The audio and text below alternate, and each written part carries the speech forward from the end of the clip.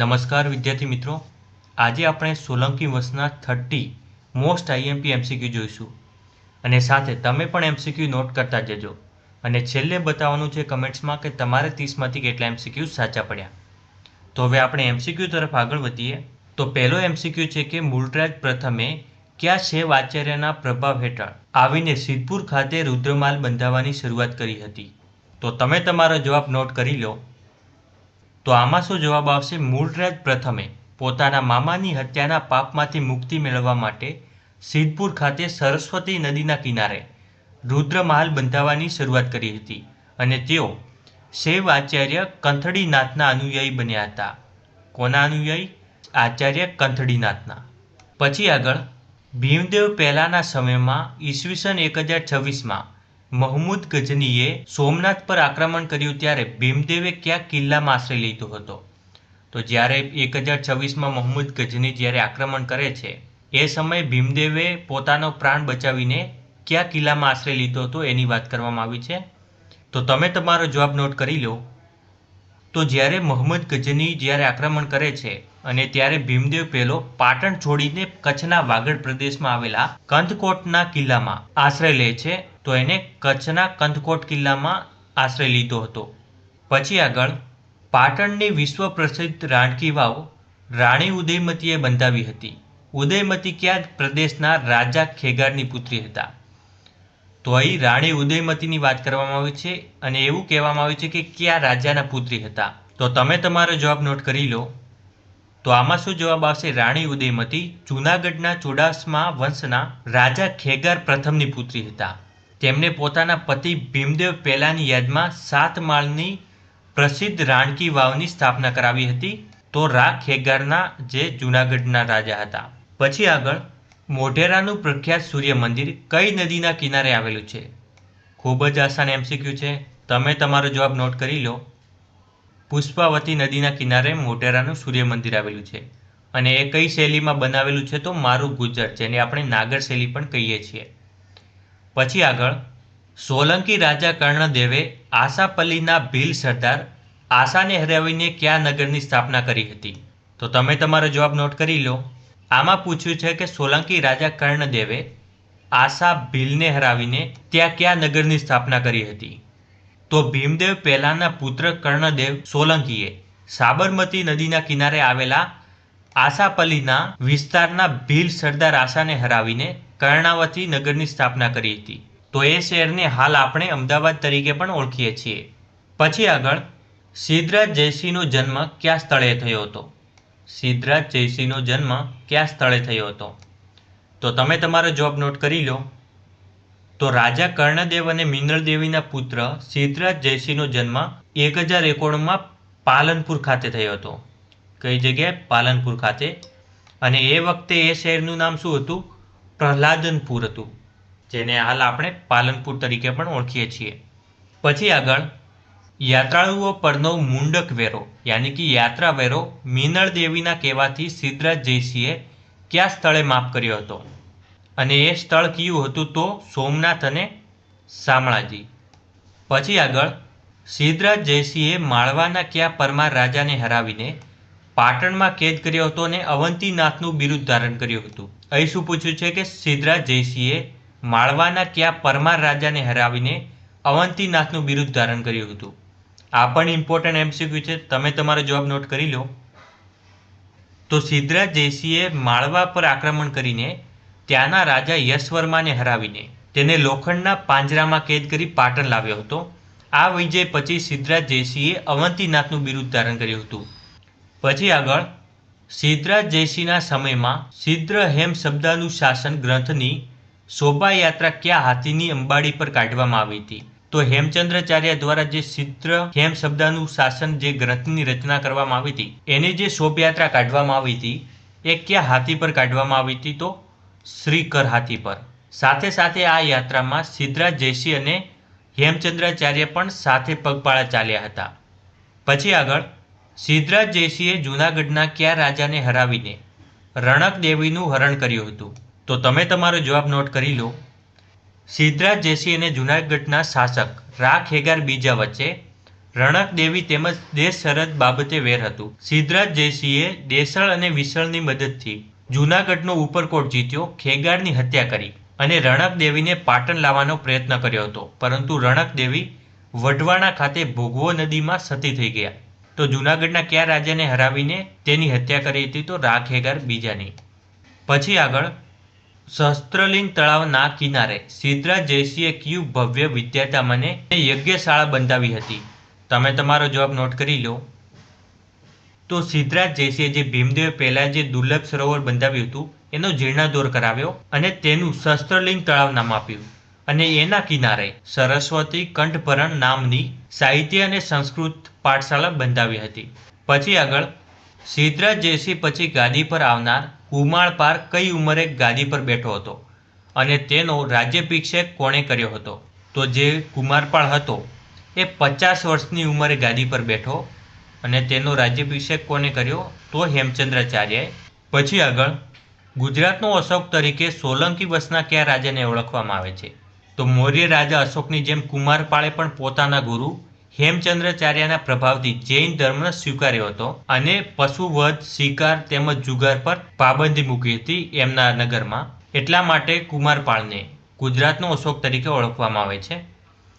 પછી આગળ કુમારપાળે જૈન ધર્મ અપનાવ્યા પછી કયું બિરુદ ધારણ કર્યું હતું? કુમારપાળે જૈન ધર્મ અપનાવ્યા પછી કયું બિરુદ ધારણ કર્યું હતું? તો તમે તમારા જવાબ નોટ કરી લો. આમાં શું જવાબ આવશે? પરમ અહર્ત. પરમ અહર્ત. પછી આગળ સોલંકી રાજા અજયપાળના શાસનકાળ દરમિયાન તેના કયા જૈન મંત્રીને ઉકળતા તેલની કહાડીમાં નાખીને ક્રૂરતાપૂર્વક મારી નાખવામાં આવ્યો હતો?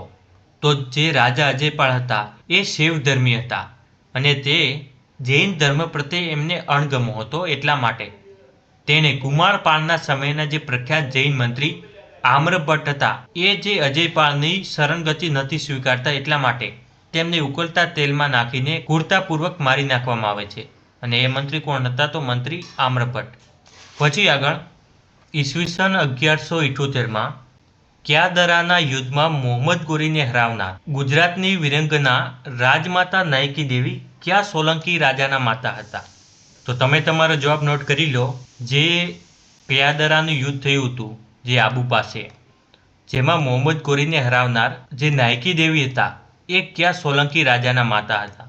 તો જે અજયપાળના મૃત્યુ પછી તેનો નાનો પુત્ર મૂળરાજ બીજો, જેને બાળ મૂળરાજ પણ કહેવામાં આવે છે, એ ગાદી પર આવ્યો. તે નાનો હોવાથી તેની માતા નાયકી દેવીએ વહીવટ સંભાળ્યો અને 1178માં ક્યાદરાનું યુદ્ધ થાય છે, જેમાં મોહમ્મદ ગોરીને જે નાયકી દેવી છે એ હરાવે છે. તો એ નાયકી દેવી કયા રાજાના માતા હતા? તો મૂળરાજ બીજાના. પછી આગળ સોલંકી વંશમાં સૌથી લાંબુ શાસન કરનાર રાજા કોણ હતો? જેને લગભગ 63 વર્ષ સુધી શાસન કર્યું હતું. તમે તમારો જવાબ નોટ કરી લો. આમાં શું જવાબ આવશે? ભીમદેવ બીજો, જેને લગભગ 63 વર્ષ સુધી શાસન કર્યું હતું. પછી આગળ ભીમદેવ બીજાના સમયમાં અરાજકતા ફેલાતા તેના કયા વફાદાર સામંતોએ પાટણનું સામ્રાજ્ય બચાવ્યું અને પાછળથી વાઘેલા વંશનો પાયો નાખ્યો?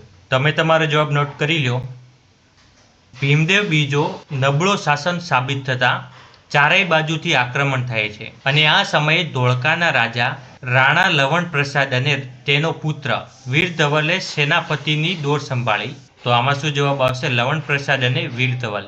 પછી આગળ સોલંકી વંશનો છેલ્લો રાજા કોણ હતો જેના મૃત્યુ પછી વાઘેલા વંશ સત્તાવાર ગાદી પર આવ્યો? તો અહીં ભીમદેવ બીજો નહીં આવે. સોલંકી વંશનો અંતિમ રાજા ત્રિભુવનપાળ હતો અને તેના મૃત્યુ પછી વિશલદેવ વાઘેલાએ પાટણની ગાદી પર કબજો કર્યો. તો ત્રિભુવનપાળે અંતિમ સોલંકી રાજા હતો. પછી આગળ સોલંકી કાળ દરમિયાન વહીવટ તંત્રમાં શાંતિ વિગ્રહી હોદ્દો ધરાવનાર અધિકારી કયું ખાતું સંભાળતા હતા? સંધિ યાની કરાર અને વિગ્રહ યાની યુદ્ધ.